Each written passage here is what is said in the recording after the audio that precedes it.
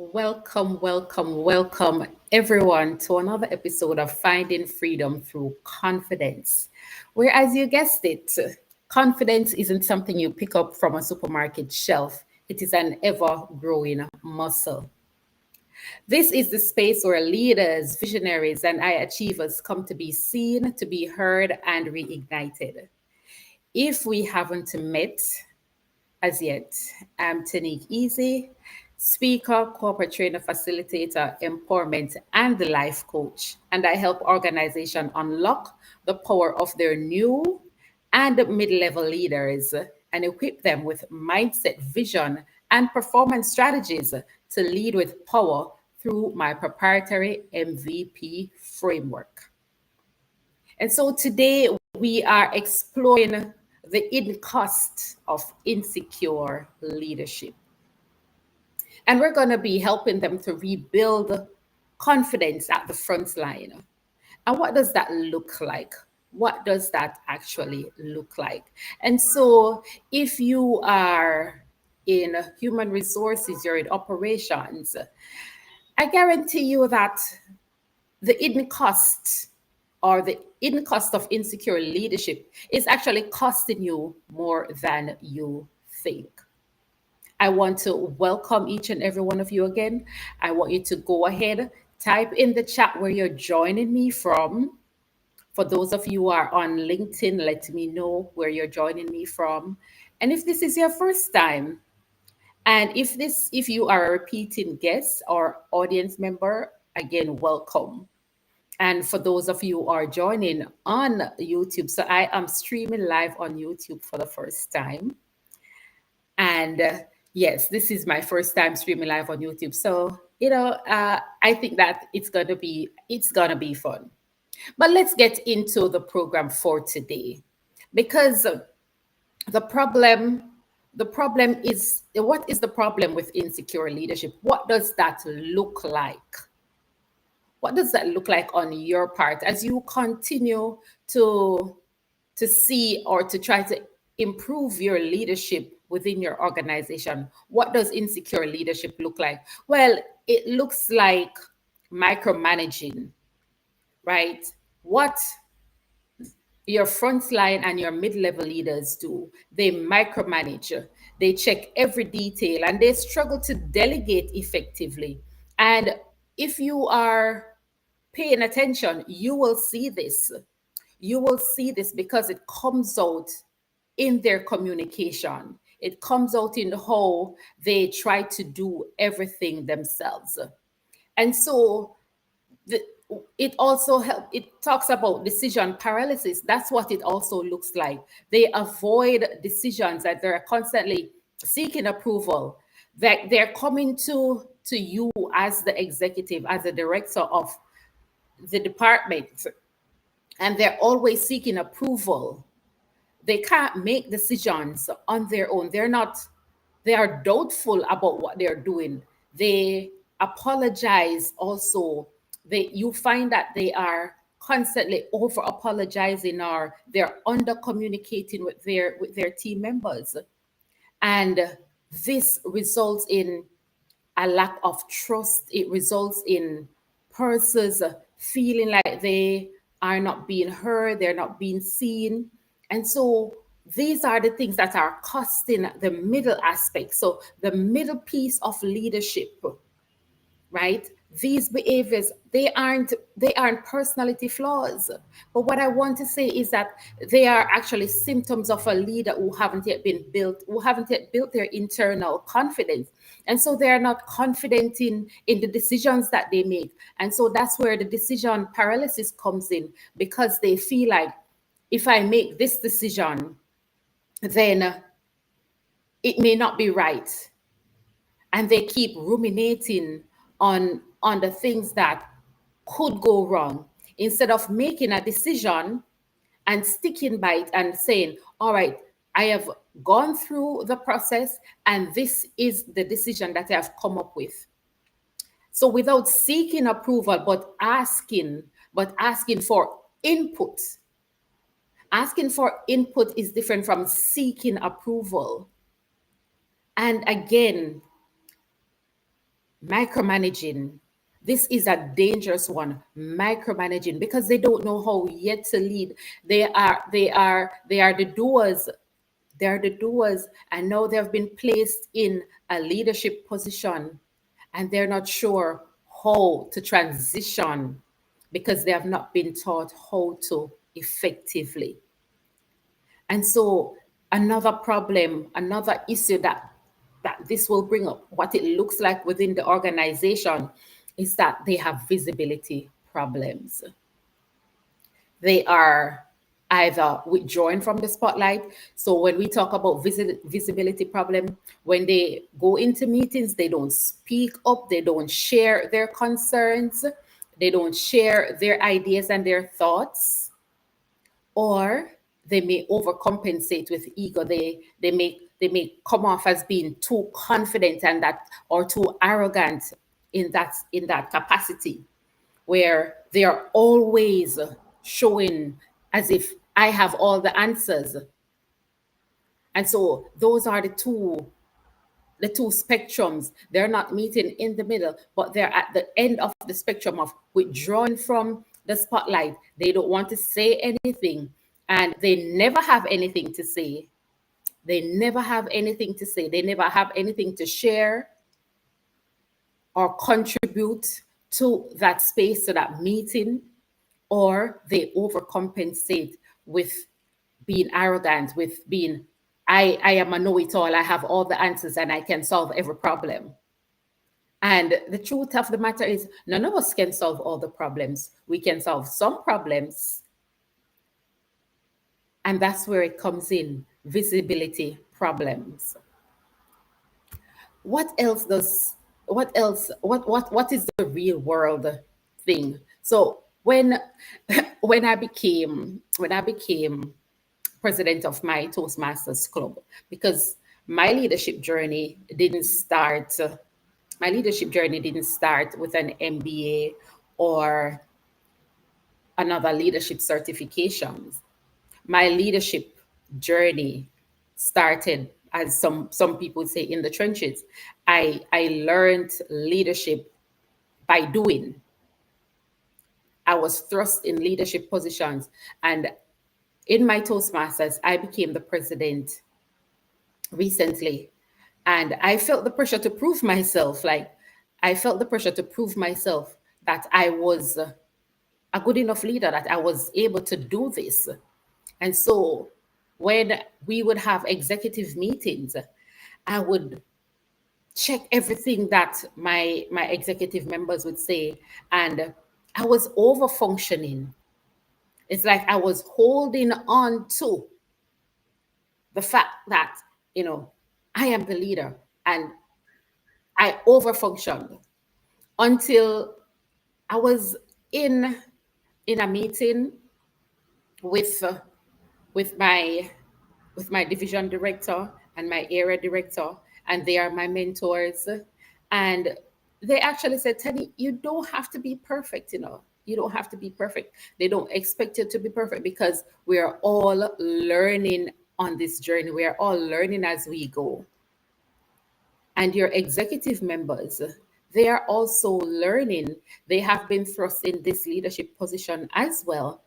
And so what they need for you is for you to show up as you, show up as being real, show up with the vulnerabilities, not dumping, not oversharing, but showing up with the vulnerabilities, that you may not know all the answers, that you don't have to double check every single thing or fact check every single thing that they said, but trust that they are coming with the right information to help you and the rest of the club to grow. And that changed for me. That changed everything for me. And so that is how we can learn to step into what leadership look like, from letting go of the insecurity, letting go of over apologizing, letting go of visibility, withdrawing from visibility, stop micromanaging, reduce micromanaging, And so that's how we can do it. But what are some real world impacts? What are the real world impacts of insecure leadership? Well, it causes a culture of fear because of micromanaging, because the frontline leader isn't so confident in themselves internally and they're micromanaging, it causes a culture of fear. And so what that does, it silence and it and disengagement actually spreads throughout their team and even the rest of the organization, because what persons don't want to do, they don't want to share, they don't want to say anything because they're being micromanaged, and so they just do as they're told instead of speaking up, instead of sharing. And and so that is what happens when you actually micromanage and you are in that space of internal not having internal confidence as a new leader, as a mid-level leader, as a new frontline leader or mid-level leader. What does that also look like? Talent exodus. The people leave. People who would have stayed in the organization, they leave because of the micromanagement, because of the low trust that is developed. Persons are not able to share who they are, persons are not able to share genuinely. And so persons leave because the environment is now becoming one of toxicity. And it's not intentional on the frontline leaders' part, it's not intentional on their part at all. It's because they have not yet built up that confidence in their leadership capabilities, in their leadership ability. Because again, they have been thrusted into this space, they have been thrusted from doer to now leader.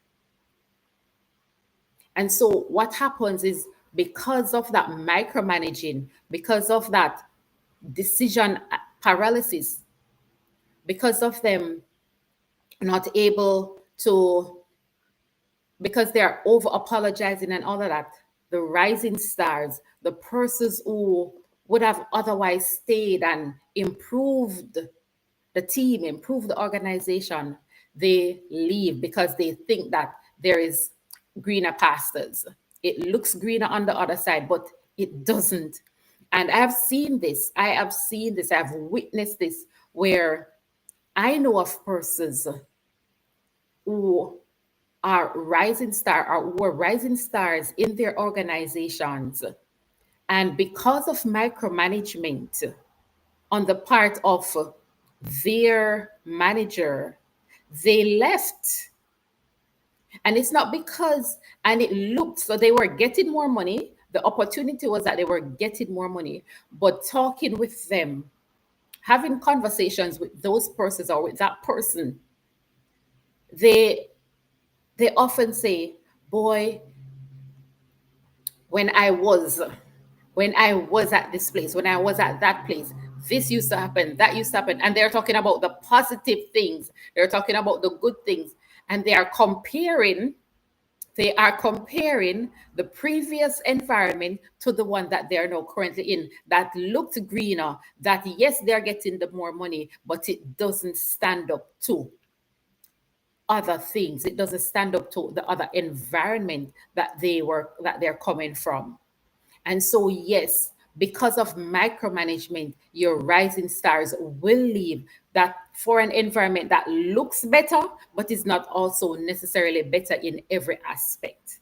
And so that's one of the things that we have to actually look on as we lead, as we place mid-level, as we have new leaders, as we put persons in leadership position, is to actually guide them how to lead. It's not just about putting a person, not because the person is a doer, not because the person is able to do the work that they were doing And yes, they have talent, they have the raw talent, but they also need the training. They also need that the space where they get to develop that leadership capability. And also, what's the other real world impact? The erosion of trust. Persons do not learn to trust. The team members start not trusting because, again, this person is micromanaging. This person is always just fact checking, double checking everything. Again, the micromanaging, the avoiding the decisions, the withdrawal of that, and so it leads to the erosion of trust. It diminishes the trust between the mid-level leader and their team members, their immediate persons that they supervise. Trust starts to disintegrate. And also, what also happens is that they become a bottleneck in terms of decision. Like, because they are fact checking every single thing, they're not trusting the team members or the team member to carry out the work in such a way, then they become a bottleneck in the decision making process.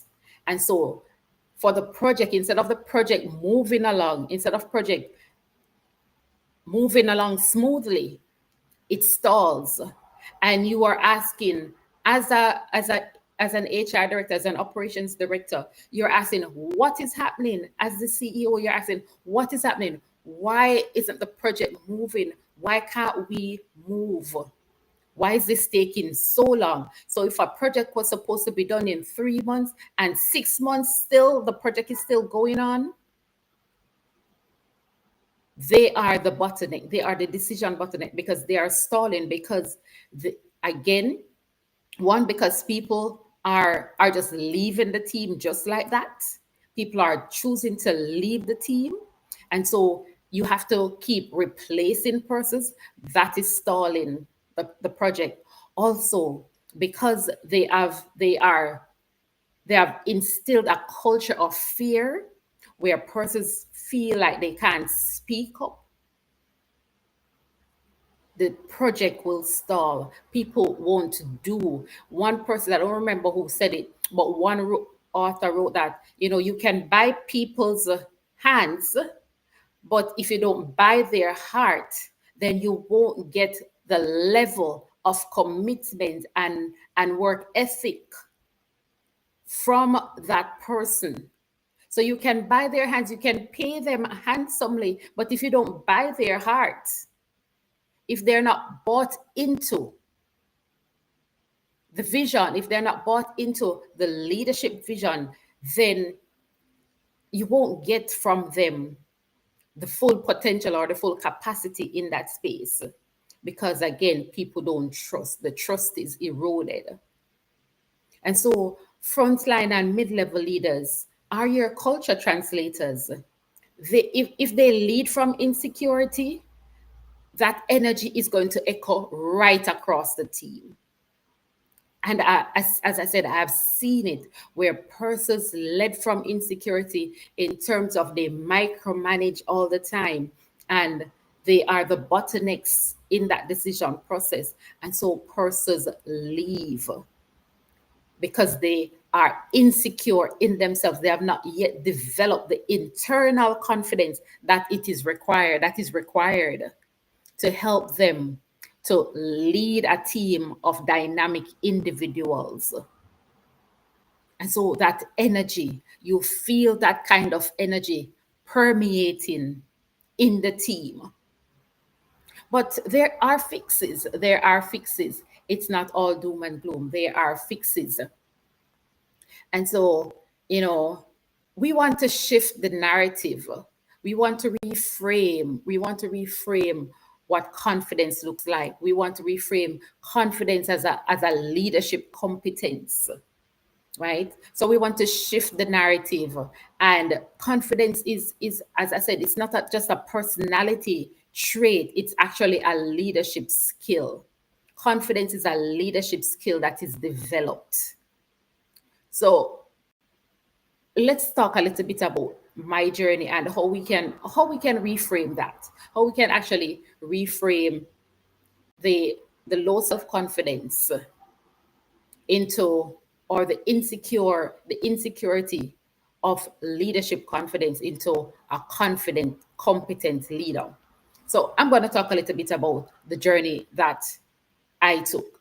And so again, as I shared, I've been developing my leadership journey, my leadership skill set. Again, not based on an MBA or a leadership certification, but based on hands-on experience. I've led on community boards. So I've led on several community boards within my community where that was a voluntary position. And I learned how to lead in that capacity, not from an authority perspective, because there was no one greater than anyone. We weren't reporting, so to speak, to anyone, but we were reporting to each other. And so I was able to learn how to lead through influence rather than authority. I hosted myself and along with two other young ladies. I brought them in. They were my friends and I brought them in, and we hosted two cultural pageants for young girls. And within that capacity, we didn't have a budget. I didn't have a budget. But what we did, and I brought them in and I showed them the vision, is that we're going to go to the members of the community. We're going to go to business persons within the community, and we're going to introduce them to what we're doing. And we're going to show them how this is going to benefit the community, and how is it that they can support the initiative that we are doing. And we got so many persons, so many business owners to come on board with us, to sponsor the young ladies, to sponsor their dresses, to sponsor their shoes, to sponsor the clothing. I remember having one designer designing all of the sporting outfits. And he said, listen, it's not about the recognition for me. I just wanted to help. I bought into the vision that you came and that you shared with me. And that for me was so profound, because it wasn't about the authority. It was just about the influence and sharing the vision of what I wanted to do, of what we wanted to do. And we carried that out. And everybody, when the day of the pageant, the first one, it was supported. It was an overwhelming support from the community at large. But here's what else I've developed as I continue through my leadership journey as well in Toastmasters, is that I've developed my communication skills. I've learned how to just deliver a speech, but I've learned how to develop my communication skills with other members. Again, not authority, but with influence. How do I influence others to see the vision? Because as the president of the club, we have to, and along with the other executive members, we have to come up with a success plan. And yes, we have some guidelines, but that is our vision for where we want to see. And as the president, that vision basically rests on my shoulders, along with the other executive members. And so I've learned to develop my core communication skills. Again, not perfect, but it is a continuous development.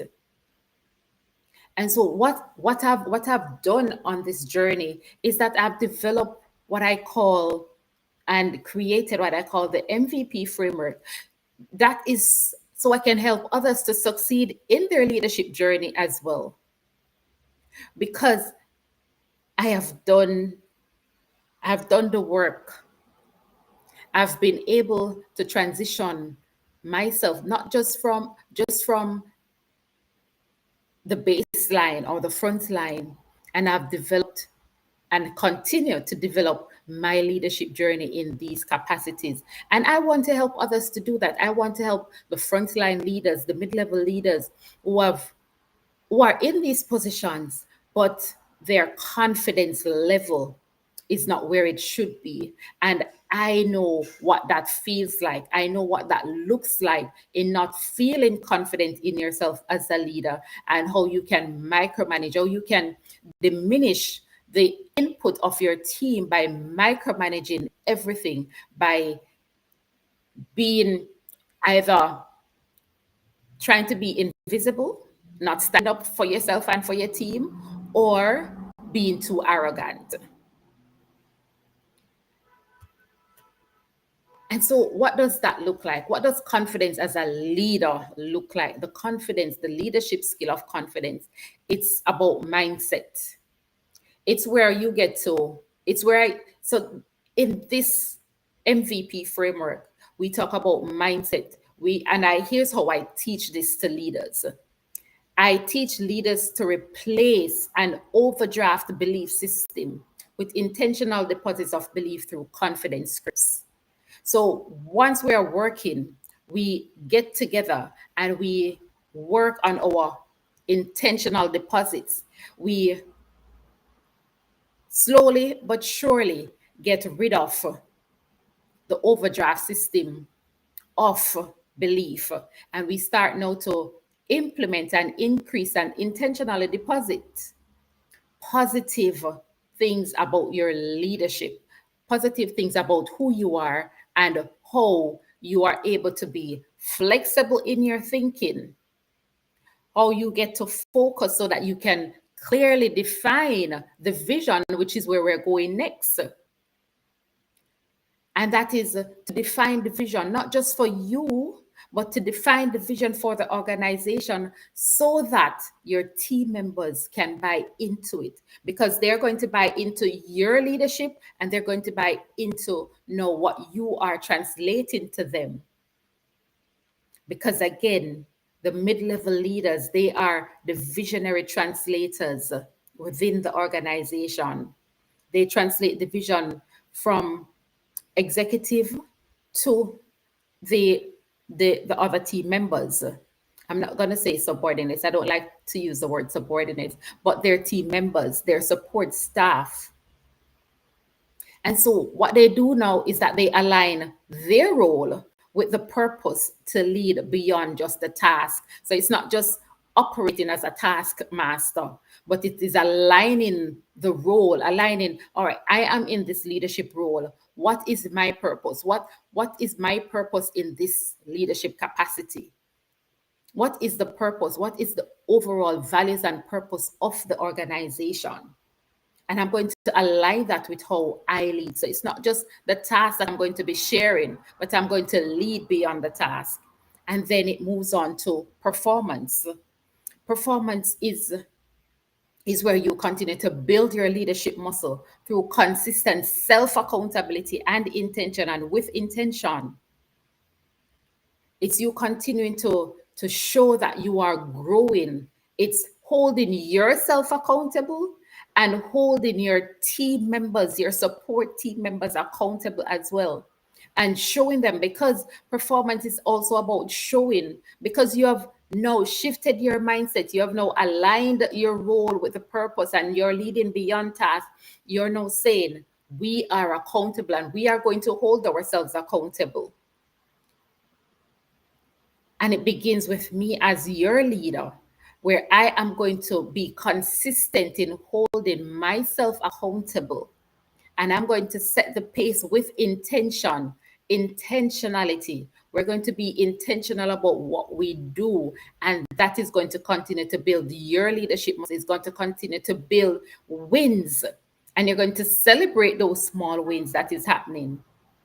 And so, again, you in the boardroom, it's not about having a vote, but it's about having that influence, because you learn how to lead through certainty and not through control.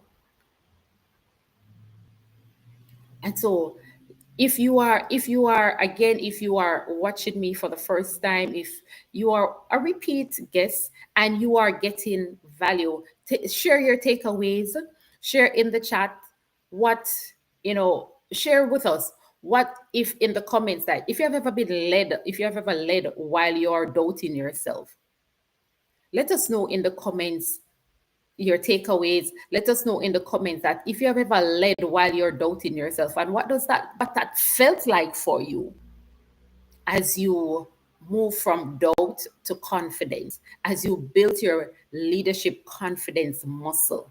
Let us know what that looks like. So, who needs this the most? Let us talk about who needs this the most. Well, you have the quiet doers. You have the quiet doers, the capable professional that is, that was suddenly expected to lead while they're carrying this invisible doubt inside. So they know how to do the work. I mean, they are performing, they are performers. However, they have this invisible doubt that you are not seeing. So you, as the executive director, the HR director, the operations director, you see the potential, you see what they are capable of, and you recommend that they start to lead. However,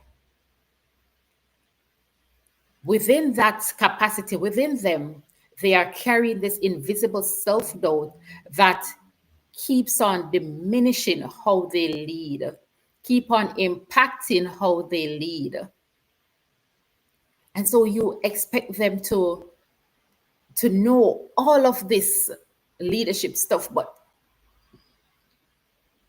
I have come to this point where, oh my God, I was in this space of just doing my work, just holding my head down and just doing my work. And I'm exceeding expectation in that regard. And no, I'm thrust into leadership. But I am doubtful. I'm doubting my capacity. I'm doubting myself. I'm doubting every decision that I make. I don't know how to truly do this. This is also for the new frontline leaders who was recently promoted, but they're actually struggling with the transition of an individual contributor to now becoming this leader. So I was contributing to the growth of the team, and now here I am leading in this capacity. And again, I'm not sure how to effectively do this. I'm not I'm not sure how to effectively coach. I'm not sure how to effectively mentor.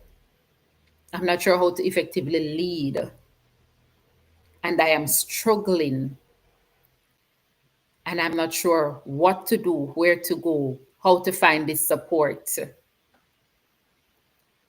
This is also for the mid-level leaders, the leaders who are caught between executive expectations and the frontline realities. Because the fact is, there are some frontline realities, and they're not always this mid-level leader. This mid-level leader is the person who is not always so vocal, and they may not be able to communicate effectively the expectations of executive and what is happening at the baseline. So you have the executives who expect you to know and to carry out the mission and the vision, but at the same time, there are some realities that are happening on the front line, and you're not able to also translate that back to the executive level. So you are caught. It's like you're a mouse caught in between two traps. You are this mouse that is caught in between two traps. And I see Kenneth says confidence is a superpower.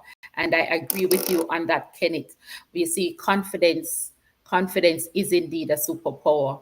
And one person says Confidence is key, and just like a house or any other structure, it will need help to get it to the point of stability. Absolutely agree. Absolutely agree. And I have actually one of my talks that I am doing, I'm fleshing out, is the analogy of using a house, because I'm also in real estate and I like the construction. I am also using the analogy of building a house. When you're building a house, you can't put on the roof. Can't put on the roof until the flooring is done and you have up your structure. And so that vision and mission can be an anchor for confidence indeed.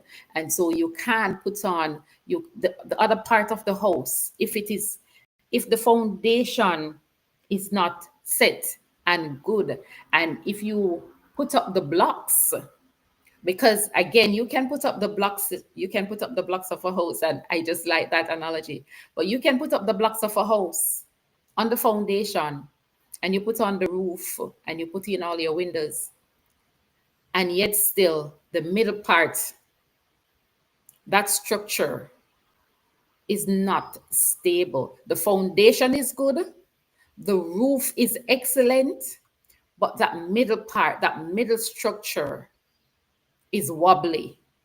And as you have a hurricane or a little breeze, you feel it swaying because it is not stable.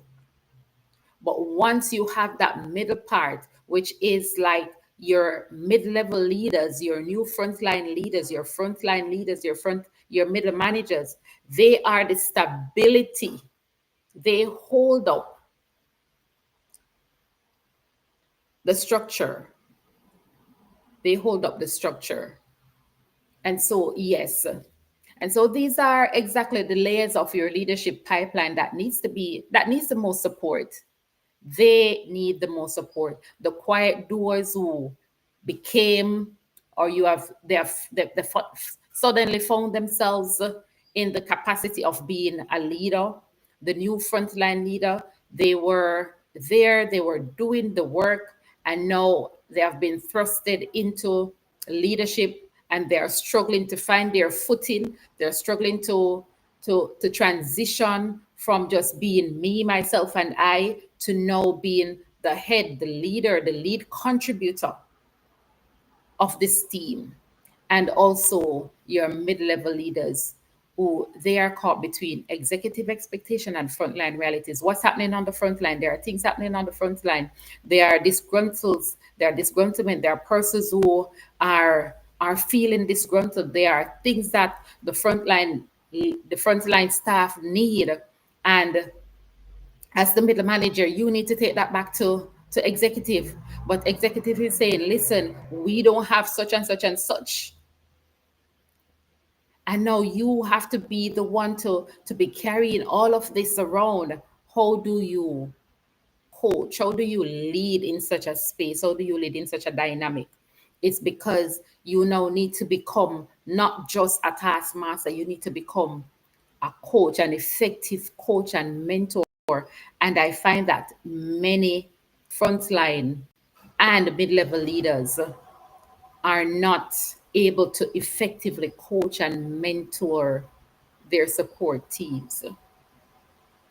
And so here's my 60-second reflection. Here's a reflection that if you are a new leader, frontline, mid-level, you're the quiet doer. If you are new to leadership or you've been in leadership for a little while, whether 1 to 5 years, you've been in leadership for up to 5 years, you're a mid-level leader for up to 5 years.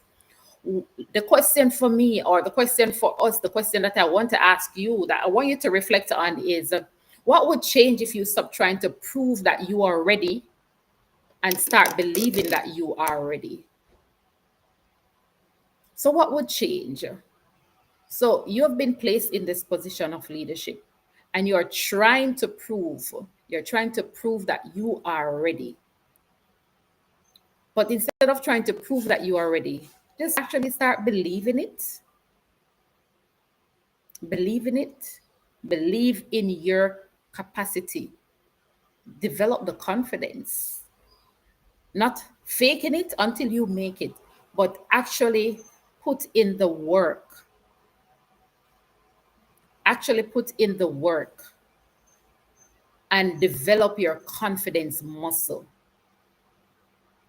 Develop your confidence muscle. And so, to those decision makers, to those decision makers, if you're leading a team, a department, or an entire organization, and you know your frontline leaders are capable but uncertain, I'm saying to you, let's have that conversation. Here's the framework, the solution, again, that I've come up with, the MVP framework solution. We have three tiers to it. There is the coaching boot camp, where your frontline leaders, your new leaders, your mid-level leaders, they will learn mindset and core skills on how to build their confidence from inside, from internally, not getting the external validation to fake it to make it, but getting that internal, starting from within, to build the confidence from within to the out. So it's an inside out confidence building. Learning how to share feedback, learning how to receive feedback, learning listening, because listening is, and I want to share this with us. Hearing is different from listening. Listening is actually intentional. We can hear because we hear different sounds. But when we actually intentionally listen, that goes deeper. And we talk about reframing thoughts and learning a new direction. And then the second tier of the program is called the MVP Manager Track, where we help your leaders to align their mindset, their vision, and their performance through emotional agility, through strategic clarity, and through coaching consistency. Know they will become consistent in coaching. They will know how to coach consistently. Because they would have developed the core skills in the coaching boot camp or from the coaching boot camp. And then the third tier is the MVP Leader Lab, where this becomes scalable throughout the entire organization, where they are able to stick the coaching that they have received, along with their level of growth. They are now able to coach consistently. They're able to drive retention. So instead of the persons who you have, those those capable persons who you have, instead of them leaving, it actually drive retention, and it actually boosts performance, and a transformation begins to happen. And so I want to again thank you for joining us for another episode of Finding Freedom Through Confidence. This is our leadership series, Leadership Unlocked. And if you are in HR, if you are in talent development, if you are an operations director, and this message hit home for you, send me a DM, whether on whether on YouTube for those joining live on YouTube or watching the replay on YouTube, or here on LinkedIn for those watching live and or watching the replay. Send me a DM with the word MVP, and I will personally follow up with you to let's have a conversation around what this could look like for you, so that we can continue to equip your emerging leaders with the mindset and the vision and the performance strategies that they need to continue to grow and to flourish in this space. Because remember, self confidence requires work, it's not a one time deposit. It's a currency that you invest in daily, both for yourself and for those you lead, because it's worth every investment you deposit in the long run.